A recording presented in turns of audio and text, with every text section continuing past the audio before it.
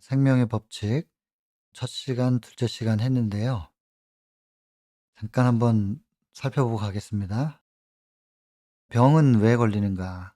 이제 왜 병에 걸리고 인간이 죽을 수밖에 없는 것인지, 외부적인 요인이 있고 내부적인 요인이 있고 또 정신적인 요인 좀 살펴봤습니다. 근데 저는 지난 시간에 이제 정신적인 요인도 내부적인 요인으로 이제 봐도 무방하다 말씀드렸습니다. 그래서 뭐 이런 감염이라든지 환경, 사고 이런 것으로 인간이 질병에 걸리기도 하고 또 고통당하기도 하고 그렇습니다. 내부적인 요인, 술, 담배 뭐 이런 것들이 외부에서 들어온 거니까 그런 거라고 생각할 수 있지만, 이것을 하기로 선택한 것은 내가 했기 때문에 이것을 저는 내부적인 요인으로 분류를 좀 해 봤습니다. 그리고 영양의 문제가 있고 또 대사, 뭐 퇴행성, 그다음에 인제 뭐 종양들이 내 속에서 생긴 것들도 그렇고 정신적인 거, 그다음 면역 체계에 문제가 생겼을 때 또 유전적인 부분, 지난 시간에 이렇게 좀 분류를 해 봤고요. 그렇다면 어떻게 우리가 이 질병으로부터 벗어날 수 있을까? 사실은 인제 질병으로 벗어나는 것만이 다는 아니거든요. 질병으로 벗어나고 삶의 질이 좀 향상이 되고 수명이 연장이 되고, 이 하나님께서 우리에게 주신 건강 기별은 거기에만 국한되어 있지는 않습니다. 그 이상의 것이 있는데 대부분 이제 이 땅의 삶에 대해서 관심이 많다 보니까 병 낫는 거, 또 오래 사는 거 이런 쪽에 집중을 하게 되는데, 모르겠어요. 이번 주 동안에 그 이상의 것에 대해서도 얘기할 만한 시간이 될지는. 하여튼 하나님께서 우리에게 주신 것은 그것만을 위해서 주신 것은 아닙니다. 어쨌든 그러나 우리가 병에 걸리고 고통당하는 가운데서 이것에서 벗어나기를 원하는 그런 시도들을 할 때 '왜 내가 이렇게 고통을 당하지? 왜 이렇게 질병에 걸리는 거지?' 라고 인제 생각을 하면서 점점점 진리와 가까워지는 그런 계기가 될 수는 있겠죠. 그래서 지난 시간에 우리가 이걸 공부를 좀 한번 해 보자. 왜 우리가 이런 삶을 살 수밖에 없는지에 대해서 공부해 보자. 그런 제안을 좀 드렸습니다. 이 공부라고 하는 말을 인제 한자로는 요렇게 쓰는데, 근데 이게 참 의미가 있구나 싶어요. 이 한자를 한국에서만 쓰는데, 이게 하늘이고 땅이고 하늘과 땅 사이의 이치를 깨닫는 것이 공부의 시작이다. 그리고 그 이치는 누가 하늘과 땅을 다시 연결시키는가? 원래는 하나였는데 그게 이제 분리가 된 거죠. 죄 때문에 하늘과 땅이 분리가 된 건데 이것을 누가 다시 연결시키느냐? 인자죠. 여기 사람인 하늘과 땅의 사람. 그래서 인자, 뭐 지난 시간에 말씀드렸습니다. 그다음에 요거는 이제 구약에서는 이제 야곱의 사다리, 요거는 나다나엘에게 하신 말씀.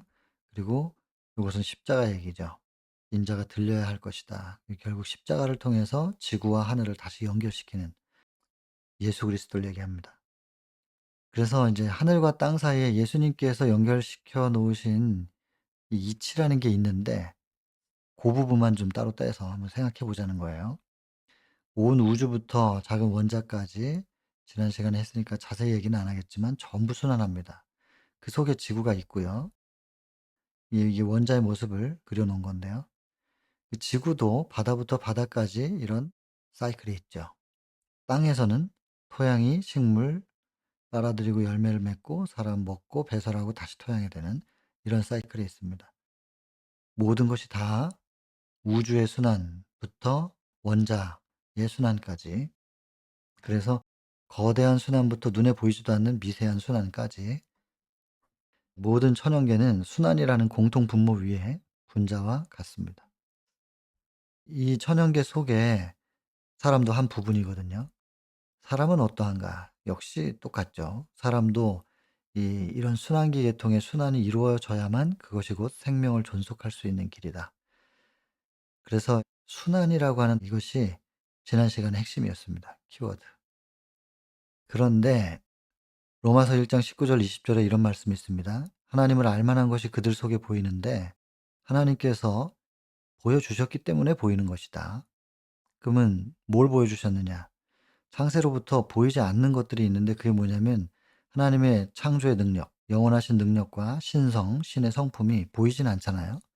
우리가 하나님을 직접 눈으로 볼 수 있는 건 아니니까. 그러나 그가 만드신 만물에 분명히 보여져서 알려졌다. 그래서 능력과 신성은 눈으로 볼 수는 없지만 그분이 만드신 만물, 천연계 속에 하나님을 알 만한 것을 새겨 놓으셨다는 거예요. 그래서 우리가 천연계를 통해서 하나님을 알 수 있다. 하나님이 창조해 놓으신 천연계를 통해서 이런 성경 말씀을 볼 때 우주부터 원자까지 이 모든 과정, 천연계 속에 담겨 있는 순환의 법칙이 그가 만드신 만물에 보여져서 알려졌나니, 그래서 이제 천연계 속에 있는 그 순환이라고 하는 것이 하나님과 무슨 관계가 있는가? 이 성경과 예언의 신에서 이제 언급을 하고 있죠. 이 성경에서는 요렇게 로마서 1 장을 통해서 우리가 볼 수 있는데, 특별히 예수님에 대한 이야기만 집약해서 시간 순서대로 복음 조화를 기록해 놓은 것이 시대의 소망이잖아요. 첫 장을 시작하는데 이렇게 하는 겁니다. 예수 그리스도의 얼굴에서 비치는 영광. 이것은 자아 희생적 사랑의 영광이다. 여러분, 영광은 하나님의 품성에 비칩니다. 그래서 예수님의 얼굴에서 무엇이 비춰지는 거냐면 자아 희생적 사랑의 영광. 하나님을 마음속에 품고 있는 예수님의 얼굴에서는 하나님의 품성의 빛이, 하나님의 임재의 빛이 발산되는 거죠. 그게 곧 영광이에요. 그런데 그 영광의 빛은 갈바리에서 비쳐나오는 빛, 이 십자가인데요. 십자가를 볼 때 자아를 부정하는 사랑의 법칙, 뭐 당신에 대한 생각은 전혀 없죠. 희생의 사랑, 그 사랑의 법칙이 이 세상과 하늘의 생명의 법칙임이 드러날 것이다. 여러분, 사랑의 법칙과 생명의 법칙을 지금 동격으로 두었습니다. 더 읽어보시면 왜 이게 이렇게 연결이 되는지 이제 우리가 이해가 됩니다. 자기의 유익을 구치 아니하는 사랑. 그것은 하나님의 마음의 근원입니다. 이 사랑은 예수님의 사랑이라고 우리가 생각하는데 그 근원은 하나님의 사랑. 하나님을 마음속에 모시고 있기 때문에 하나님과 하나 된 상태에서 예수님은 하나님의 사랑을 비출 수밖에 없는 거죠. 하나님의 임재가 그분 안에 있고 그분 안에 있는 하나님의 임재의 빛이 발산되는 거니까. 성육신 상태에서 예수님께서 발산하신 모든 빛은 하나님을 마음속에 모신 상태에서 하나님의 임재의 빛이 나간 겁니다. 그걸 우리는 뭐라고 부르냐면은 이제 요한복음 1장 12절에 영접하는 자, 곧 그 이름을 믿는 자. 우리는 그걸 믿음이라고 부르는 겁니다. 하나님을 영접했기 때문에 하나님의 임재가 그분 안에 계시고 그분 안에 계신 하나님의 임재의 빛이 발산되는 것입니다. 그러니까 하나님을 영접한 상태, 그걸 우리는 믿음이라고 하죠. 성경적으로 요한복음 1장 12절에. 그래서 예수님은 철저하게 하나님을 믿는 믿음으로 영접하여서 하나님과 하나 된 상태였고, 그런 상태에서 예수님으로부터 모든 하나님의 임재의 빛이 발산돼서 사랑하시고 다 치료하시고 그 사역을 하신 것이죠. 믿음으로 말미암아. 우리에게 지금 무슨 모본을 보이시냐면 믿으면 돼라고 하는 거예요. 믿음의 모본. 의의 모본은 우리 안에 영접된 하나님께서 이루시는 부분이에요. 성령의 열매도 다 하나님께서 이루시는 거고, 우리는 그 하나님을 영접하는 것, 믿어드리는 것, 그리고 그분을 꼭 붙잡고 있는 것. 왜냐하면 사단이 또 우리 마음속에 밀고 들어오거든요. 그렇게 사단이 자리를 잡지 못하도록 우리가 하나님의 임재를 꼭 붙잡고 있는 것. 그게 믿음이죠. 그 믿었더니 우리 안에서 그분들이 무슨 일을 이루어내시는가. 그 의의 열매들을 이루어낼 텐데, 그거는 그렇게 이루어지는 것을 보고 경험하는 겁니다. 우리가 의를 만들어내는 것이 아니라, 그래서 믿음으로 말미암아 의가 그렇게 이루어지는 거죠. 그게 구원이에요. 궁극적으로 믿음으로 말미암는 의는 우리에게 영원한 생명을 주는. 근데 이제 그것이 우리 몸에도 적용을 시키면 이 땅에서의 생명도 생명적으로 활기찰 수 있는 거고 병도 나을 수 있는, 이 원리가 다 똑같습니다. 그래서 아무라도 가까이 가지 못하죠. 하나님께 가까이 가면 다 소멸하니까. 하나님의 빛과 어두움은 공존할 수가 없으니까. 죄와 의가 공존할 수 없기 때문에. 그래서 하나님께서 우리가 소멸되지 않게 하시려고 이 육신을 준비하시고 그 속에서 당신의 빛을 가리고 오신 거죠. 그래서 우리가 가까이 가지는 못하지만 하나님의 품성은 그리스도를 통해서 나타나고 우리는 알 수 있다, 그 말입니다. 그래서 그리스도는 태초에 창조 사업 가운데 하나님을 나타내셨는데 이 그리스도께서 창조의 주역이시라는 거예요. 그리고 모든 만물에 하나님 아버지의 사랑의 기별을 기록하셨다. 누가요? 그리스도께서. 그래서 그리스도께서, 그분이 말씀이잖아요. 요한복음 1장 1절에 태초에 말씀이 계시니라 했고 그 말씀이 하나님과 함께 계신다 했고 그 하나님과 함께 계신 말씀이 곧 하나님이다. 그리고 3 절에 보면은 그 말씀 하나님으로 말미암지 않고 지어진 것이 하나도 없다. 그래서 말씀 하나님이 창조주다 하는 건데 그 말씀이 14 절에 보면 육신이 되어 이 땅에 오셨다 그랬잖아요. 그래서 육신으로 오신 예수님은 말씀 하나님, 말씀 하나님은 창조의 주역인 거예요. 그래서 그 예수께서 온 만물을 창조하실 때 하나님 아버지의 사랑을 예수께서 창조하신 이 천연계 속에 다 기록을 하셨다는 거죠, 기록. 그러니까 여기서 지금 그가 만드신 만물에 분명히 보여 알려졌다. 그래서 우리가 천연계를 살피면 예수께서 그 천연계를 창조하실 때 기록해 놓으신 하나님을 발견할 수 있는 것입니다. 그러면 그 천연계에서 하나님을 발견할 수 있다는 건 어떻게 알았느냐? 여기 기록된 말씀으로 알았죠. 그래서 우리는 기록된 성경과 영감의 글, 그리고 천연계, 이것을 통하여 하나님을 알 수 있는 거니까 우리가 시선을 어디다 고정시켜야 되겠느냐는 거죠. 기록된 성경과 또 영감의 글과 천연계. 우리 아이들에게도 그렇게 관심을 갖도록 가르치면 어릴 때부터 하나님을 알아갈 거예요. 그리고 우린 기도하는 거죠. 부모로서 요한복음 14장 26절을 의지하면서 기도합니다. 보혜사 성령이 임하시면 모든 것을 가르쳐 주실 것이다. 그러니까 교과서는 있어요. 성경, 예언의 신, 천연계 교과서가 있는데 그 교과서를 또 지도해 주는 선생님이 필요하잖아요. 그분이 성령이신 거죠. 그래서 모든 것을 가르쳐 주시고 생각나게 해 주신다. 또 15장 26절 요한복음 보면 그 말씀 속에서 예수 그리스도를 증거해 주신다. 그리고 16장 13절에 보면 진리 가운데로 인도해 주신다. 그 성령을 따라 우리가 진리 가운데로 가면 요한복음 8장 32절에 진리를 알지니 진리가 너희를 자유케 하리라. 사단의 속박으로부터 우리가 자유롭게 될 수 있는 방법, 성령께서 그렇게 인도해 주신다는 거예요. 그래서 보면은 이제 이사야 58장에도 그렇게 기록돼 있죠. 나의 기뻐하는 금식이 무엇이냐면 하면서 6 절에 내가 기뻐하는 금식 혹은 그 경배, 그 뭐냐면 흉악의 결박을 풀어 주고 멍에의 줄을 끌어 주고 압제당하는 자에게 자유케 하고 그리고 모든 멍에를 꺾어 버리는 사단의 족쇄로부터 벗어나서 하나님과의 새로운 관계를 맺게 하는, 이렇게까지 끌고 가시는 거예요, 성령께서. 그러니 우리는 이 성령을 구하지 않을 수가 없죠. 성령 구하고 우리 자녀들에게 교과서를 펼쳐 놓고 가르치면서 성령의 지도를 따라 그것을 바라보면서 하나님을 알 수 있게 우리도 그렇게 해야 되고 우리 자녀들도 그렇게 교육시켜야 되고, 그러다 보면 우리 아이들은 어릴 때부터 그렇게 할 수 있으면 하나님을 아는 아이로 성장이 되겠죠. 근데 요한복음 17장 3 절에 잘 아시잖아요. 영생은 유일하신 참 하나님과 그의 보내신 자 예수 그리스도를 아는 것이다.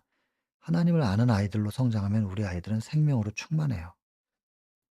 어린아이들은 워낙에 생명이 활성화되어 있는 상태니까 더 그렇게 생명적으로 유지가 될 수 있겠지만 이걸 좀 몰라 가지고 병들어 있었던 분들이라 할지라도 이 원리를 이해하면 다시 생명이 솟아오르거든요. 병이 낫는 원리가 여기에 있는 것입니다.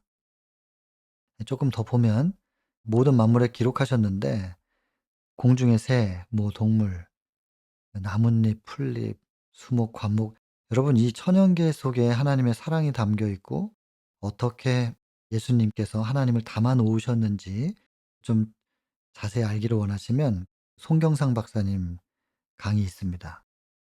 이 천연계 속에 담겨 있는 하나님의 사랑, 창조주 하나님을 어떻게 바라보면 좋은가? 그분 강의에 아주 잘 되어 있으니까 참고하시면 좋겠습니다. 근데 그분 강의의 핵심이 무엇이냐? 결국엔 사랑입니다. 그래서 천연계를 바라보는 사람은 이기적일 수가 없다고 그분은 말씀하시더라고요. 근데 인간만, 여기 보시면 인간만 이기적이에요. 죄가 이 모든 걸 망쳐놔 가지고 사단이 인간 속에 사단의 본성을 뿌렸죠. 본성의 씨를. 그래서 우리 인간의 본성이 더럽혀져 가지고 인간만 이기적이죠. 그렇지 않을 때는 철저하게 사랑할 수 있었고 이타적으로 살 수 있었고 서로가 자기를 챙기지 않고 또 다른 생명을 위해서만 살아요. 그럼 '나는 죽는 거 아닌가?' 이게요. 순환이 되면 밑에서 나오는데 예수님도 하나님께로부터 모든 것을 받으셨지만 나누기 위해서 받으셨다고 돼 있고 나누었더니 그것이 다시 하나님께로 돌아가요. 그래서 또 그 하나님께 돌아간 것이 나한테로 오고 그래서 내가 나누면 비워져 버리는 것이 아니고 소모되는 게 아니고 충만해지는 겁니다. 나누면 나눌수록 충만해져요. 내가 나눈 것만큼 나한테 또 오거든요. 또 반대로 하면 사실 뭐 하늘에서는 그 원리가 맞았겠지만 지금 땅에서는 먼저 사랑이 안 돼요, 인간이. 그래서 예수님이라고 하는 절대적 사랑이 우리 속에 들어오면 그때서야 우리 속에 자아를 밀어내 주죠. 사랑이 들어올 때 이기심과 자아가 밀려나가는 거죠. 빛이 들어오면 어둠이 밀려나가는 거고. 내 속에 어둠이 있다? 내가 빛을 영접하지 않은 거예요. 빛을 향하여 마음을 열면 빛과 어둠이 공존할 수 없기 때문에 어둠은 그냥 밀려나가는 거거든요. 그런 식으로. 그래서 일단은 뭐 하늘에서부터 그 엄청난 사랑이 지구까지 떨어졌잖아요. 폭포수가 떨어지듯이. 그 엄청난 낙차로 우리 속에 댐처럼 가득 쌓아 놓고 있었던, 나눠주지 않고 꼭 인제 나만 갖고 있겠다고 쌓아 놨던 댐이 그냥 확 터져 버리는 거죠, 그 엄청난 압력으로. 그러면서 내 자아가 밀려나가는 거예요. 그리고는 예수님으로 충만하게 되는. 우리는 나눈 것 같은데 우리가 충만하게 되는 거예요. 나눠주면 없어지고 소모되고 나는 비어지는 것 같은데 그게 아니고 나는 충만하게 되는. 그래서 복음 안에서는 나눔이 충만이에요. 심지어는 낮아지면 높아지는 거라 그랬고 형제를 위해서 자기 목숨을 버리면 그게 생명이라는 거예요. 이 세상은 그 이해를 못하죠. 세상 원리하고는 정반대니까. 내가 높아져야 되고 내가 살아야 되고 내가 자꾸 축적해 가지고 부자가 되는 거지 나누어지면 다 가난해지는 거 아니냐고. 이게 세상의 원리인데 그게 사단이 뒤집어 놔서 그렇게 된 거지 원래부터 그렇지가 않았거든요. 우리는 원래 자리로 돌아가야 됩니다. 그 원래 자리로 돌아가는 것은 사랑하면 나누면 충만해지는 겁니다. 나눔으로 충만해지는 생명의 법칙. 이게 시대 소망 1 장의 핵심인데요. 그런 하나님을 알라는 거죠. 자 어쨌든 인간은 좀 이기적이에요.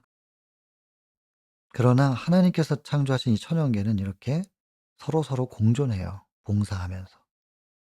나눔으로 같이 사는 거죠. 심지어 천사들도 그들의 존재 이유가 봉사래요. 그래서 모든 작은 이제 표상들 이런 표상들이 있어요. 천연계와 천사들 통해서 하나님이 창조하신 천연계 가운데 또 천사들도 '저렇게 봉사하고 사랑하니 저게 하나님의 모습이겠구나.' 이렇게 생각할 수 있지만 그나마도 영적인 안목이 퇴보해 가지고 잘 발견하지 못하니까 예수께서 직접 오셔서 보여주셨다는 거예요. 그러면서 오셔서 내가 스스로 아무것도 하지 아니하고 살아계신 아버지께서 나를 보내심에 내가 아버지로 인하여 살고 내 영광을 구하지 않는다.